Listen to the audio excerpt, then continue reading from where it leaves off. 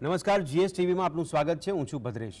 Nonstop nation news જોઈએ તે પહેલા દેશ વિદેશના મુખ્ય સમાચાર સંક્ષિપ્તમાં જોઈએ ગુજરાતની પ્રથમ એઆઈ એન્કર આસ્થા પાસેથી.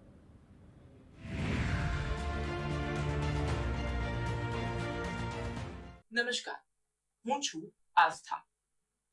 આજની મહત્વની ખબરો પર નજર કરીએ. ઉત્તર પ્રદેશમાં પડી રહેલા ભારે વરસાદના કારણે તબાહીના દ્રશ્યો સર્જાયા છે. ભારે વરસાદને લઈને 38 રસ્તાઓ બંધ કરવામાં આવ્યા છે, તો 11 વીજ પુરવઠા ખોરવાયા હતા. ભારે વરસાદના કારણે રાજ્યમાંથી પસાર થતી અનેક નદીઓનું જળસ્તર વધ્યું હતું. ચીનના શાંઘાઈમાં બેબિકા નામનું વાવાઝોડું ત્રાટક્યું હતું. શહેરમાં છેલ્લા 75 વર્ષમાં ત્રાટકેલું આ સૌથી શક્તિશાળી વાવાઝોડું છે. 42 મીટર પ્રતિ સેકન્ડની ઝડપે શાંઘાઈમાં વાવાઝોડું ઘૂસી જતા તબાહીના દ્રશ્યો સર્જાયા હતા.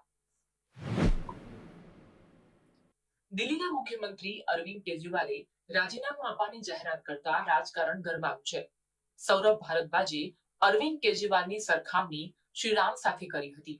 તેમણે કહ્યું હતું કે સતયુગમાં શ્રીરામ ભગવાને 14 વર્ષનો વનવાસ કર્યો હતો, જે ગરિમા સાથે રાજગાદી છોડી હતી, જેનું ઉદાહરણ આજે પણ જોવા મળી રહ્યું છે. દિલ્હીના પૂર્વ સાંસદ અને કોંગ્રેસના દલિત નેતા ઉદિત રાજે વિવાદિત નિવેદન કરતા વિવાદ છંછેડાયો છે. તેમણે કહ્યું છે કે રામ મંદિરમાં સફાઈ કરતી યુવતી સાથે દુષ્કર્મ થયું છે. શું હવે યોગી સરકાર રામ મંદિર પર બુલડોઝર ચલાવશે? આ નિવેદન બાદ સોશિયલ મીડિયામાં ભારે ચર્ચાઓ શરૂ થઈ છે. મણિપુરમાં ચાલી રહેલા સંઘર્ષ વચ્ચે આતંકવાદીઓ દ્વારા રાજ્ય સરકારના મંત્રીના ઘરને નિશાન બનાવવામાં આવ્યું. ઉખરુલ જિલ્લામાં મંત્રી કાશિમ વાશુકના ઘરને નિશાન બનાવી ગ્રેનેડ વડે હુમલો કરવામાં આવ્યો. આ હુમલામાં ઘરનું દિવાલ અને અન્ય કેટલોક ભાગ ધરાશાયી થયો હતો. જો કે આ ઘટનામાં કોઈ જાનહાનિ થઈ નથી.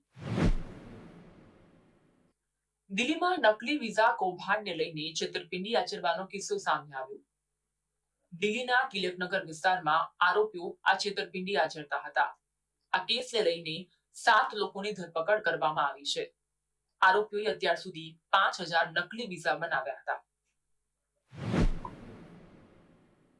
અમેરિકામાં રાષ્ટ્રપતિની ચૂંટણી દરમિયાન પૂર્વ રાષ્ટ્રપતિ અને રિપબ્લિકન પાર્ટીના ઉમેદવાર ડોનાલ્ડ ટ્રમ્પ પર ફરી એક વખત હુમલાની ઘટના બની. ગુપ્તચર એજન્સીએ જણાવ્યું કે આ હુમલાની ઘટનાની તપાસ કરવામાં આવી રહી છે. ડોનાલ્ડ ટ્રમ્પ આ અઠવાડિયે વેસ્ટ કોસ્ટના પ્રવાસી પરત ફ્લોરિડા આવ્યા હતા, તે દરમિયાન આ ઘટના બની હતી.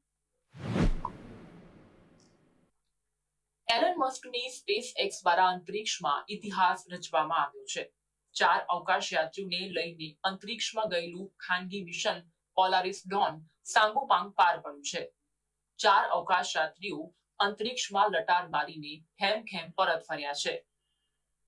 5 દિવસનું આ મિશન હતું.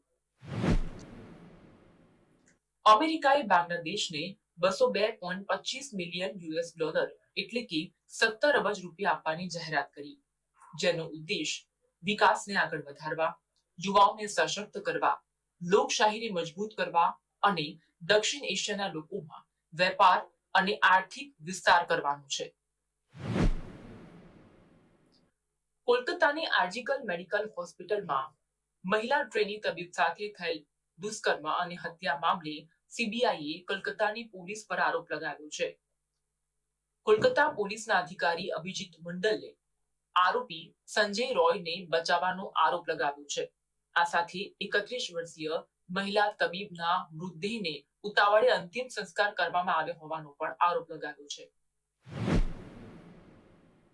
આભાર. આવી જ ખબરો સાથે ફરી મળીશું આવતીકાલે રાત્રે 9 વાગે એઆઈ એન્કર આસ્થા સાથે.